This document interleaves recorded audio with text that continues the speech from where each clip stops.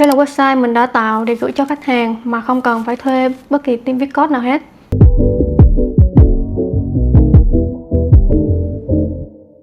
Xin chào, mình là Tôm. Hôm nay mình sẽ chỉ cho bạn cách để làm một website portfolio chỉ với hai công cụ là Google Notebook LM và Gemini. Trước khi vào phần thực hành chi tiết, bạn cần hiểu nhanh vai trò của hai công cụ trên là gì. Gemini Canvas là một tính năng tạo web hoặc là app không cần viết code nằm trên chính Gemini. Bạn chỉ cần mô tả bằng lời nói thông thường thì nó sẽ viết code thay bạn và ngay tức thì bạn sẽ có một website cực kỳ sống động.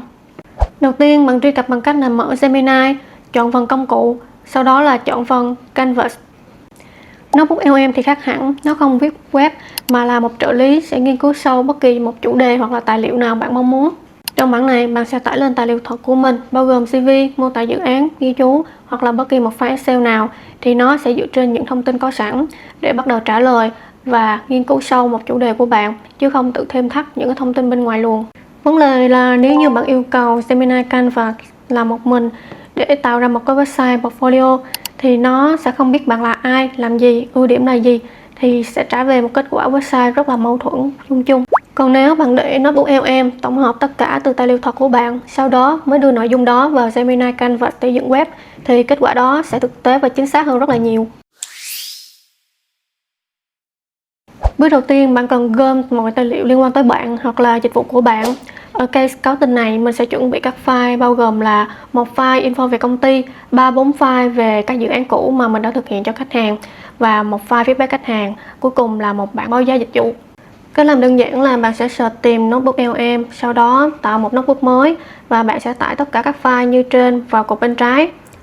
Một lưu ý nhỏ là bạn nên đặt tên file cho rõ ràng, ví dụ như là nội dung.pdf thay vì là tài liệu 1.pdf thì Notebook LM sẽ dựa theo những cái tên mà mình đã đặt để trích dẫn và trả lời thật là chính xác. Ở bước này thay vì bạn phải tự dò soát lại để tìm lỗ hổng dữ liệu thiếu sót thì mình sẽ chỉ cần yêu cầu Notebook LM tự rà soát lại bằng cách mình sẽ dắt cái đoạn này vào. Chưa đầy 1 phút thì nó sẽ trả lại cho mình một kết quả đã fix xong những cái lỗ hổng của mình trước khi sản xuất. Giờ mới tới phần quan trọng. Thông thường trong một website portfolio thì sẽ có các thông tin chính như là giới thiệu công ty, các dự án đã triển khai, feedback khách hàng và bảng giá dịch vụ.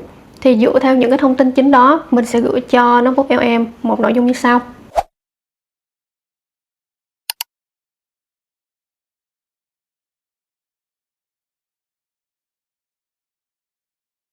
Vậy là xong. Từ các tài liệu mình đã tải lên kèm theo các trích dẫn thông tin rõ ràng thì mình cũng không sợ là sẽ có bị bịa ra những cái số liệu không có thật. Ngoài ra có hai phương pháp nâng cao khác để mình nghiên cứu sâu về đối thủ, về nội dung, thiết kế, điểm mạnh hoặc là những cái khoảng trống khác để mình xây dựng một cái website cho riêng mình. Mình sẽ gửi cho Notebook LM một cái đoạn văn như thế này. Đây là lúc Notebook LM không chỉ tổng hợp những cái nội dung nội bộ bên trong mà nó sẽ tự tìm kiếm những cái ngữ cảnh bên ngoài, làm cho việc sản xuất website của mình sẽ càng phong phú và đa dạng hơn. Phương pháp nâng cao còn lại là mình sẽ yêu cầu Notebook LM tự phê bình luôn trước khi chốt nội dung, ví dụ như là một đoạn yêu cầu như thế này. Vậy là xong. Ở bước này mình đã hoàn tất là tổng hợp tất cả những cái tài nguyên mà mình sẵn có để cung cấp cho Notebook LM, sau đó là phân tích đối thủ chuyên sâu, còn lại là bắt nó phân tích và tự đánh giá bản thân. Sau đó mình sẽ đóng gói hết tất cả và chuyển sang bước Gemini Canvas để tạo web. Ok, trước khi mình bắt đầu tạo website, mình sẽ cần chuẩn bị một bản nháp để yêu cầu rõ ràng về thiết kế và kỹ thuật mà mình sẽ xây dựng web sẽ là gì.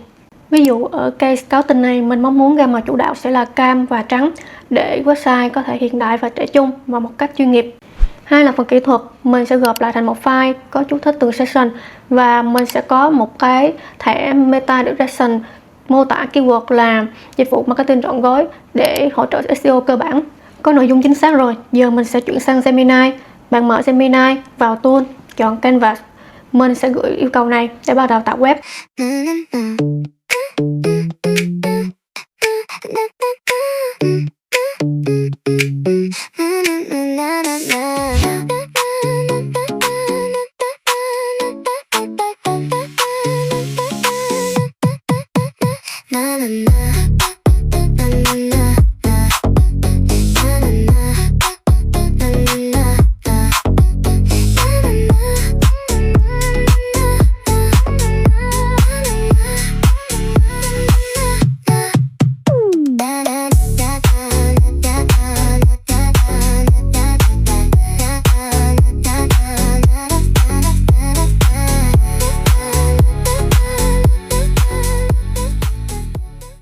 như phần nghiên cứu sâu ở trên thì mình cũng sẽ yêu cầu Gemini Canvas tự tinh chỉnh và sẽ fix lại các phần chưa ổn để nó tự nhập vai là một người lạ mới vào web, và mình sẽ tiếp tục gửi một cái yêu cầu khác.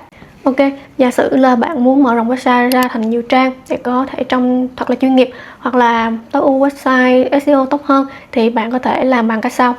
Để chắc rằng thông tin mình vừa tạo không bị sai lệch thì mình sẽ thêm một bước kiểm tra nữa để chắc chắn.